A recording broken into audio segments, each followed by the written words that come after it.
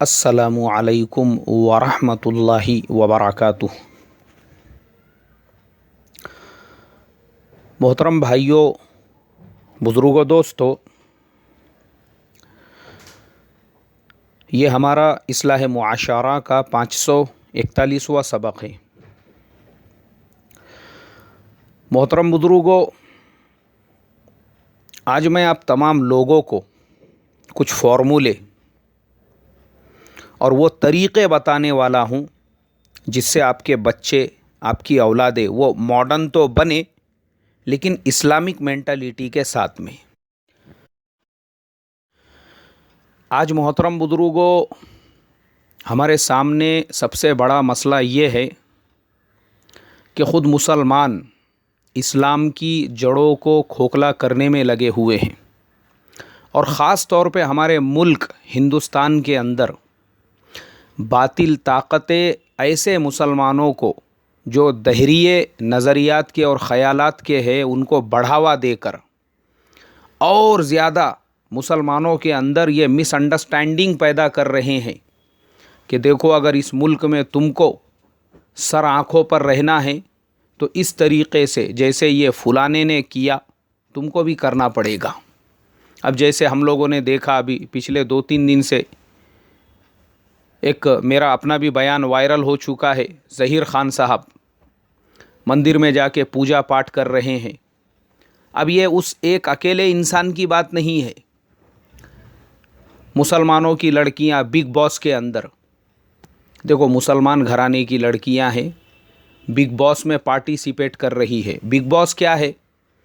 Big باس کی مثال ویسی ہی ہے جیسے زنا کاری کے کسی اڈے کے اندر کئی کتے ہو، جہاں پر ایک 15-20 کتے بھوکے ہو اور ان کے بیچ میں 1-2 کتیا ان کو چھوڑ دیا جائے تو کتے کیسے بے چین بے قابو ہو کر ان کے اوپر ٹوٹ پڑیں گے۔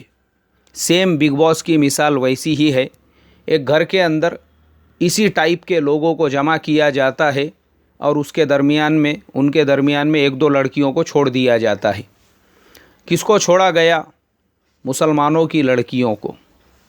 وہ مسلمان جن کی شریعت اسلامیہ نے حج کے جیسے مقدس سفر پر جانے سے بھی اس لیے منع کیا کہ بھائی بغیر محرم کے سفر نہ کرے، وہ مسلمان گھرانے کی لڑکیاں غیروں کے ساتھ میں، اور 3 لڑکیاں، اب ان کے سرنیم میں آپ کو بولوں گا، مجھے بولنا مناسب نہیں لگ رہا ہے، اتنے عظیم اتنے اونچے سرنیم ان کے، اور وہ سرنیم کے ساتھ میں وہ غیروں کے درمیان میں، اور ان کی باتیں ایسی ہو رہی ہے۔ ایک مسلمان لڑکی وہ باقیوں کو کہہ رہی ہے کہ میں کیسی فحاشہ تھی، اور اس نے زنا کاری کے کیسے سارے ریکارڈ توڑ دیے۔ یہ مسلمان گھرانے کی لڑکیاں پوری دنیا کے سامنے، ان کو اس بات کا احساس نہیں ہے کہ اسلام کے دشمن ان کو یوز کر رہے ہیں، استعمال اس لیے کر رہے ہیں تاکہ وہ کروڑوں مسلمان لڑکیاں جو اپنے گھروں کے اندر بیٹھی ہوئی ہے ان کے اندر یہ میسج پہنچایا جائے، ان کو یہ بتایا جائے کہ دیکھو یہ لڑکیاں کیسے کھل کر اپنی لائف جی رہی ہے، تم بھی اپنی زندگی جی سکتی ہو۔ پھر اس کے بعد میں ایک فلم بنائی گئی، ایک مسلمان لڑکی چھوٹی سی، وہ سنگر بننا چاہتی ہے تو اس کے والد صاحب منع کرتے ہیں، مگر ماں اس کو پورا سپورٹ کر کے اس کو سنگر بناتی ہے، اور برقعے کے اندر گانے گوا کر اس کو یوٹیوب کے اوپر اپلوڈ کرنے لگاتی ہے۔ مطلب کیا ہے یہ فلم بنانے کا؟ یہ فلم بنانے کا مقصد بھی وہی ہے کہ مسلمانوں کے گھروں تک یہ میسج پہنچے، ان معصوم اور ہماری بھولی بھالی بیٹیوں تک، کہ دیکھو تمہاری زندگی گھر کے کونے کوپچے 4 دیواری نہیں ہے، تم بھی باہر نکل کے آزادی کا سانس لے سکتی ہو۔ یہ فلم بنانے والے کون؟ اس میں پیسہ لگانے والے کون؟ مسلمان۔ کون مسلمان؟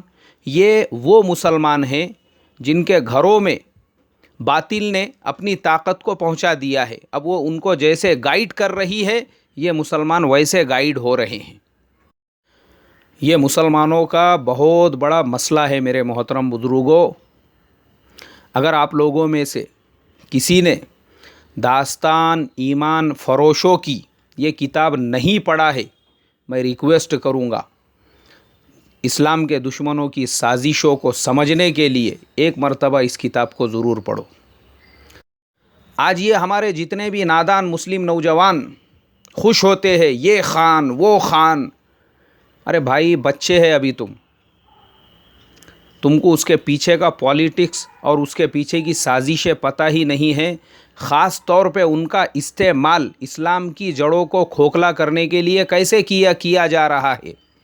جتنے ایسے صلاحیت مند مسلمان تھے، باطل نے اپنی بیٹیوں کو، اپنی لڑکیوں کو آلریڈی ان کے گھروں میں گھسایا، ان کی جاسوسی کرنے کے لیے اور ان کو مس گائیڈ کرنے کے لیے، اور آج وہی ہو رہا ہے۔ یہ مسلمان کے گھر میں پیدا ہوئے مسلمانوں کے گود میں پلے ہوئے، لیکن یہ اسی راستے پہ چل رہے ہیں جس راستے پہ ان کی بیویاں ان کو چلا رہی ہے۔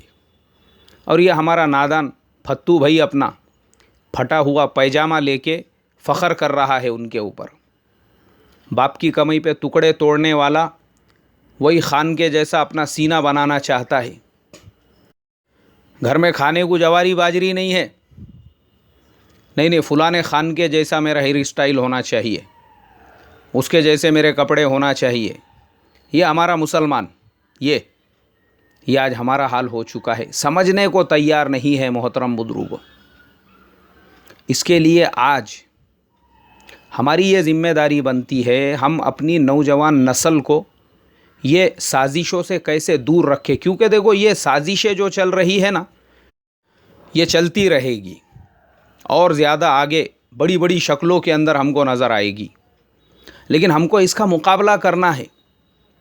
اور کیسے کرنا ہے میں آپ کو آسان اور سادہ سمپل سولیوشن بتاتا ہوں، کیونکہ دیکھو ہمارے سامنے اگزامپل ہے، انگلینڈ کے جیسے ملک میں رہ کر اگر معین علی سینے تک داڑھی رکھ سکتا ہے تو ہندوستان کے جیسا ملک تہذیب و تمدن کا گہوارہ، یہاں کا نوجوان اپنے چہرے پہ داڑھی اور سر پہ ٹوپی کیوں نہیں رکھ سکتا؟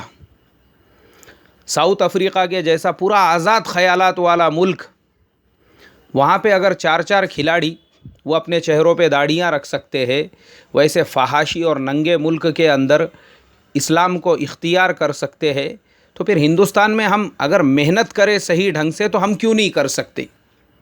بالکل کر سکتے ہیں۔ اس کے لیے سب سے پہلی جو شرط ہے، سب سے پہلی شرط اپنے بچوں کے عقیدوں کو درست کرنا۔ سب سے پہلی چیز عقیدہ کسے کہتے ہیں؟ ہمارے چھوٹے چھوٹے بچے، معصوم بچے، اب ان کو بولنا آ رہا ہے، ہم نادان مسلمان، کھانے جواری باجری نہیں ہے، بھاڑے کے گھر میں رہ رہے، لوگوں کے قرضے ہو چکے ہیں، اور وہی حالات کے اندر وہ بچے کو ٹاٹا بائے بائے، یعنی ابھی سے ہم اس کو یہودی اور نصرانی بنا رہے ہیں۔ ارے اس کو اسلامی تہذیب سکھاؤ، اس کو السلام علیکم بولنا سکھاؤ۔ اصل جو چیز ہے وہ ہے عقیدے کی پختگی۔ یہ کام ماں باپ کے کرنے کا ہے۔ انگلینڈ میں رہ کر، امریکہ میں رہ کر، ساؤتھ افریقہ میں بھی رہ کر اگر لوگ اسلام پر اور ایمان پر پختگی کے ساتھ میں جمے ہیں تو میں اس کا 101% کریڈٹ ان بچوں کے ماں باپ کو ہی دیتا ہوں۔ یہ پورا کیا پورا جو ثواب ہے ان کے نام اعمال میں جانے والا ہے۔ بچپن سے انہوں نے اپنے بچوں کو یہی سکھایا، اور ماشاءاللہ ان کے بچے انگریزوں کے بیچ میں رہ کر بھی اپنے اسلام اور ایمان کے ساتھ استقامت کے ساتھ میں جمے ہوئے ہیں۔ آج کی تاریخ میں سب سے زیادہ جو غیر ایمان والے مسلمان ہو رہے ہیں وہ یورپ میں اور امریکہ میں۔ کیوں؟ وہاں پہ جو رہنے والے مسلمان ہیں ان کے پریکٹیکل اسلام کو دیکھ کر، ان کے زندگیوں میں جو اسلام آ گیا اسے دیکھ کر وہاں کے غیر ایمان میں داخل ہو رہے ہیں۔ ابھی میری فرانس کے ایک دوست سے، ایک ساتھی سے ملاقات ہوئی تھی، وہ مجھے بتا رہے تھے کہ پیرس کے اندر آج سے 25 سال پہلے، 30 سال پہلے شاید ایک ہی مسجد ہوا کرتی تھی، آج تقریباً 10,000 سے زیادہ مسجدیں ہیں پورے فرانس کے اندر، خالی پیرس میں نہیں، پورے فرانس کے اندر ایک مسجد ہوا کرتی تھی، آج پورے ملک میں 10,000 سے زیادہ مسجدیں ہیں۔ اسی طریقے سے انگلینڈ کے تو بہت سارے ساتھی ہیں اپنے جان پہچان کے، اور وہاں کی کارگزاری تو اکثر سنتے رہتے ہیں کہ وہاں پر بھی آج سے چند سال پہلے 1 یا 2 مسجدیں ہوا کرتی تھی. آج اللہ کے فضل و کرم سے وہاں پر بھی مسجدیں جگہ جگہ پر اللہ نے قائم اور دائم کر دی ہے. اچھا، یہ کفرستانوں میں مسجدیں بن رہی ہے، پھر ہمارے ہندوستان میں ایسا کیوں ہو رہا ہے؟ اس لیے ہو رہا ہے کیونکہ باطل کی جو محنت ہے وہ ہمارے سے زیادہ پختہ ہے. انگلینڈ میں رہنے والے مسلمانوں نے، فرانس میں رہنے والے مسلمانوں نے، امریکہ میں رہنے والے مسلمانوں نے کیا کیا؟ جب وہاں پہ تھوڑی سی مسلمانوں کی تعداد بڑھی، انہوں نے اپنے ملکوں سے اپنے بچوں کے عقیدے صحیح کرنے والے علماء کو بلایا اور ان علماء کو تنخواہیں دی، ان علماء کے رہنے کا انتظام کیا اور کہا کہ بھائی آپ آرام سے، اطمینان سے صرف ہمارے بچوں کو دینی تعلیم سے آراستہ کرو، آپ کی ضروریات ہم پوری کریں گے. اور ماشاءاللہ ان کی انہی فکروں کے اوپر ان علماء نے وہاں محنتیں کی، تو آج انگلینڈ کے جیسے ملک میں دورہ حدیث اور افتاء تک کی تعلیم کے مدرسے چل رہے ہیں. اور ہمارے ہندوستان میں کیا ہو گیا ہے کہ ہمارے اوپر نشہ چڑھا ہوا ہے ماڈرن بننے کا. جیسا میں نے مثال دے کے بتایا، بارش کا پانی آدھا گھر میں آ رہا ہے پھر بھی ماڈرن بننا ہے، کھانے جواری باجری نہیں پھر بھی ماڈرن بننا ہے، حالات کا شکار ہے، چاروں طرف سے قرضے ہو چکے ہیں پھر بھی بچوں کے برتھ ڈے منانا ہے. یہ ہمارے یہاں کیوں آیا؟ ایکچولی ہم ہندوستان کے لوگ یا ہمارے پڑوس کے لوگ، ہم لوگ اپنے لیے نہیں جیتے، ہم لوگ جیتے ہیں اپنے پڑوسیوں کے لیے، بلڈنگ والوں کے لیے، اپنے بھائیوں، اپنے رشتہ داروں کے لیے. ہمارے یہاں پہ کیا ہو گیا ہے؟ دکھاوا، دوسروں کے لیے جینا. پڑوس والوں نے اگر ان کے بچے کا برتھ ڈے کیے تھے، ہم ان سے زیادہ دھوم دھام سے کریں گے. یہ دکھاوا. اب یہ چیزیں ہونے کی وجہ سے مسلمانوں کا یہ حال ہو چکا ہے کہ نام تو مسلمانوں کے باقی رہ رہے ہیں لیکن دہریے بنتے جا رہے ہیں، دن بدن دہریے. میں آپ کو کل رات کا ہی واقعہ بولتا ہوں. ایک شہر جہاں کی آبادی 50% سے زیادہ مسلمانوں کی آبادی، اس شہر کے ایک کارپوریٹر صاحب، نگر سیوک صاحب، میرے عزیز دوست، انہوں نے فون کیا. وہ بیچارے قوم کے ہمدرد ہے. ارے بولے مولانا ایک کام تھا آپ سے. میں بولا جی بولیے. بولے ہمارے شہر سے ایک مسلمان کی لڑکی ایک دلت کے لڑکے کے ساتھ میں ٹرین کے اندر بھاگ کر بامبے جا رہی ہے اور وہ ٹرین پونا ہوتے ہوئے جاتی ہے. اگر آپ ان کو روک سکتے ہیں تو میں آپ سے درخواست کرتا ہوں آپ اپنے چند ساتھیوں کو لے جا کر ان کو روکنے کی فکر اور کوشش کیجیے. محترم بزرگوں، ابھی میں کیا کیا مثالیں دوں آپ کے سامنے. میں صرف اتنا کہوں گا، یہ جو ماڈرنائزیشن ہمارا ہے، ہم روکتے نہیں آپ کو انگلش پڑھانے سے، مراٹھی پڑھانے سے، کسی بھی اسکول میں پڑھاؤ، لیکن اللہ کے واسطے اپنے تہذیب کو، اپنے تمدن کو اور اپنی اسلامی حمیت اور غیرت کو کائے کے لیے آپ چھوڑ رہے ہیں؟ ارے میں آپ کو بتاتا ہوں، بحرین کی لڑکیاں اولمپک کے اندر ابھی برازیل میں، انہوں نے کہا ہم بغیر اسلامی پردے کے مقابلے میں حصہ نہیں لیں گے. اولمپک جو کمیٹی تھی ان کو رول چینج کر کے ان تمام مسلمان لڑکیوں کو پردے کے ساتھ میں کھیلنے کی جب اجازت ملی، اللہ نے ان کو گولڈ میڈل سے نوازا. پختگی ہونا چاہیے. محمد علی قلعے کا تو میں 10 مرتبہ سنا چکا ہوں، چلا چلا کے وہ بولتے تھے آئی ایم ناٹ کیسیس قلعے، مائی نیم از محمد علی. محمد فخر ہوتا تھا ان کو اپنے محمد اور علی ہونے پر. اس کے لیے آپ اپنے بچے کو ارے جو بنانا ہے بناؤ، جو پڑھانا ہے پڑھاؤ، انجینئر بناؤ، ڈاکٹر بناؤ، پروفیسر بناؤ، لیکن بھائی کم سے کم مسلمان باقی رکھو، ورنہ آپ اپنا سب کچھ ان کے لیے لگا دو گے اور پھر کل وہ آپ کو یہ نہ کہے کہ بھائی میرا آپ لوگوں سے کوئی تعلق باقی نہیں رہا. اللہ میری تمہاری اس سے حفاظت فرمائے.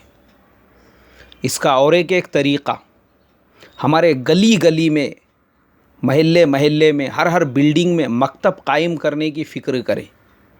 اور مکتب میں جو پڑھانے والے اساتذہ ہے، میں ان سے ریکویسٹ کروں گا، محترم علماء اکرام، حفاظ اکرام، بچوں کو ہمیں صرف نورانی قاعدہ نہیں پڑھانا ہے بلکہ ان کے عقیدوں کو درست کرنا ہے تعلیم الاسلام کے ساتھ، یا تعلیم الاسلام کے علاوہ آج کل بہت سارے دوسرے نصاب ہے، وہ بھی اگر آپ پڑھاتے ہیں تو آپ روزانہ کم سے کم ایک 5-10 منٹ چھٹی سے پہلے بچوں کو کسی اللہ والوں کا واقعہ اور ہماری جو جڑیں ہے اس سے جوڑنے کی فکر کرے. اور میرا یہی معمول ہے، میں اپنے مکتب میں روزانہ چھٹی سے پہلے ہم نے باضابطہ اسپیکر اور مائک کا وہاں پہ انتظام کیا ہوا ہے، اس میں بچوں کو روزانہ 5 منٹ صرف ذہن سازی کی بات کہ جو بچہ 24 گھنٹے سر پہ ٹوپی رکھے گا اس کو 10 روپیہ انعام ملیں گے، جو بچی 24 گھنٹے دوپٹہ، کیونکہ بچوں دوپٹہ ہماری زندگی ہے، ٹوپی ہماری زندگی، ہماری پہچان، ہماری شناخت ہے یہ.